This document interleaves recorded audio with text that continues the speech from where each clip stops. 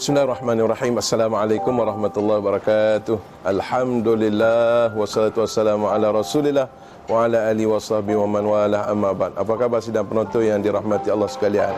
Mudah-mudahan sehat walafiat. Hari ini perkongsian bersama dengan saya Ustaz Azman bin Hashim, pegawai agama Intan, berkenaan dengan satu topik yang saya rasa cukup menarik pada pandangan saya, pada pandangan sidang penonton, wallahu alam. Menyesal kemudian tiada gunanya. Allah Subhanahu Wa Taala menciptakan manusia ini ada matlamat ataupun objektif yang tertentu. Sebagaimana firman-Nya, a'udzubillahi minasyaitonirrajim, wa ma khalaqtul jinna wal ins illa liya'budun. Aku tidak ciptakan jin dan manusia melainkan untuk beribadah kepadaku, kepada Allah Subhanahu Wa Taala. Makna Allah jadikan makhluk dia, terutama manusia dan jin, tidak sia-sia. Ada matlamat yang tertentu Allah nak daripada kita. Kita bercakap dalam konteks kita hamba Allah, iaitu makhluk manusia, untuk beribadah kepadanya. Dengan kata lain, setiap apa yang kita lakukan di dunia ini, ada amalan baik dan buruk, maka kita kena fokuskan kejadian kita beribadah kepada Allah, fokuskan melakukan kebaikan terhadap Allah SWT, perkara yang baik-baik saja. Waktu yang sama kita tinggalkan perkara yang kurang baik. Supaya apa? Supaya kita tidak menyesal bila mana kembali kepada Allah SWT suatu hari nanti. Yang pastinya kita akan dijemput oleh Allah SWT. Pastinya kita akan mati. Sebab apa? Setiap manusia, setiap makhluk Allah ada tempoh hayatnya yang tertentu, termasuk manusia. Nabi menyebut dalam satu hadisnya, sesungguhnya umur umatku di antara 60 hingga 70. Makna tak lama, 60 hingga 70. Yang dah 60 tahun, 70 tahun, hati-hati, sudah pasti kita akan kembali kepada Allah Subhanahu Wa Taala. Dan jangan ingat, orang muda tidak akan dijemput oleh Allah Subhanahu Wa Taala.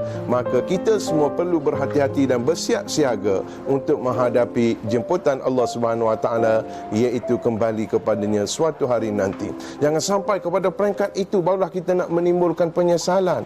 Bahkan banyak di dalam Al-Quranul Karim Allah menceritakan soal penyesalan di kalangan hamba-hambanya. Antaranya saya nak petik dalam satu surah Sajadah ayat yang ke-12. Kalau tak silap saya, Allah berfirman, walau tara idzil mujrimuna nakisu ru'usihim 'inda rabbihim rabbana absarna wa sami'na farji'na na'mal salihan inna muqinun.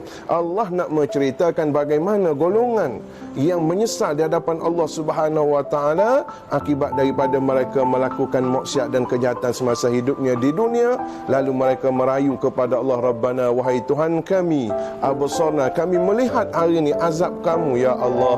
Allah tayangkan kepada golongan yang mujrim ini, yang melakukan maksiat dan kejahatan ini di padang mahsyar nanti tentang azab Allah Subhanahu Wa Taala. Lalu mereka melihat dan mereka mendengar bunyi kemarakan api neraka Allah Subhanahu Wa Taala, azab Allah Subhanahu Wa Taala. Lalu mereka sebut, Rabbana absarna, kami nampak hari ini, kami lihat hari ini ya Allah, dan kami dengar, farji'na, dan kembalikanlah kami ya Allah ke dunia semula. Nak kembali ke mana? Nak kembali ke dunia, minta kepada Allah, merayu pada Allah nak kembali ke dunia.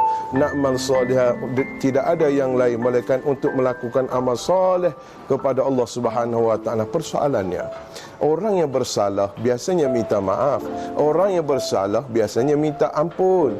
Mereka menyedari hakikat yang sebenarnya. Saat dan ketika itu sudah pasti Allah tidak akan memaafkan mereka. Allah tidak akan memberi pengampunan kepada mereka.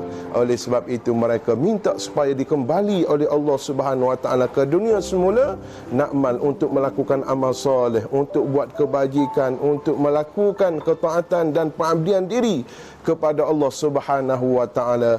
Maka ketika itu, bahasa mudahnya, tidak ada maaf bagimu. Makna tidak ada guna penyesalan di hadapan Allah Subhanahu Wa Taala.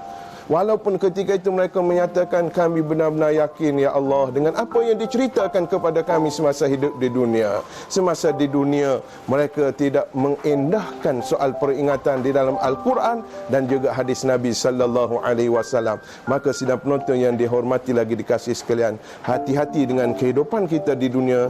Kita nak melahirkan penyesalan, kita nak melahirkan keisafan ketika mana hayat dikandung badan, ketika mana kita berada di dunia ini. Sebagaimana zikir munajat yang kita selalu alunkan, khususnya ketika mana kita melakukan ibadah qiyamul lail, antaranya tubna ila Allah wa raja'na ila Allah wa nadimna ala ma fa'alna. Maksud daripada zikir munajat ini, kami bertaubat kepadamu ya Allah, kami kembali kepadamu ya Allah, dan kami melahirkan penyesalan kami terhadap apa yang telah kami lakukan. Subhanallah. Ini yang sepatutnya kita menyedarkan diri kita, kita menginsafi diri kita semasa hayat dikandung badan, semasa kita berada di dunia yang Allah masih lagi beri kesihatan, keafiatan, dan yang penting Allah bagi kita peluang untuk hidup. Maka di sini kita mencari bekalan untuk kita bawa ke akhirat nanti, dan dunia ini merupakan satu ladang untuk kita bercucuk tanam dan hasilnya kita dapat di akhirat kelak. Supaya apa? Tidak ada penyesalan di hari kemudian. Itu yang sangat penting kepada kita muslimin dan muslimat sidang penonton yang dirahmati Allah sekalian. Maka tajuk yang saya sebut tadi pada awalnya, menyesal kemudian tidak ada gunanya. Bagaimana nak mengelakkan daripada penyesalan ini? Kita sedarkan diri kita sekarang ini. Now perlu kita sedarkan diri kita, beribadah kepada Allah, kembali kepada Allah, bertaubat kepada Allah, perbanyakkan amal-amal soleh kita sebelum dijemput oleh Allah Subhanahu wa taala, sebelum orang mengucapkan kepada kita inna lillahi wa inna ilaihi rajiun. Itu perkara yang sudah pasti. Maka apa tindakan kita yang perlu kita lakukan hari ini? Yang pertama sekali, kita hendaklah rasa menyesal sebelum kita dijemput oleh Allah Subhanahu wa taala, dan perbanyakkan amal-amal kita supaya kita menyediakan bekalan yang secukup dan selayaknya bila mana kita dijemput oleh Allah Azza wa Jalla suatu hari nanti. Pasti sekiranya kita dapat menyedarkan diri kita, insya-Allah dengan izin Allah Subhanahu wa taala, serta perbanyakkan doa kita kepada Allah, mudah-mudahan Allah memberi keupayaan dan kekuatan kepada kita untuk melakukan ketaatan kepadanya.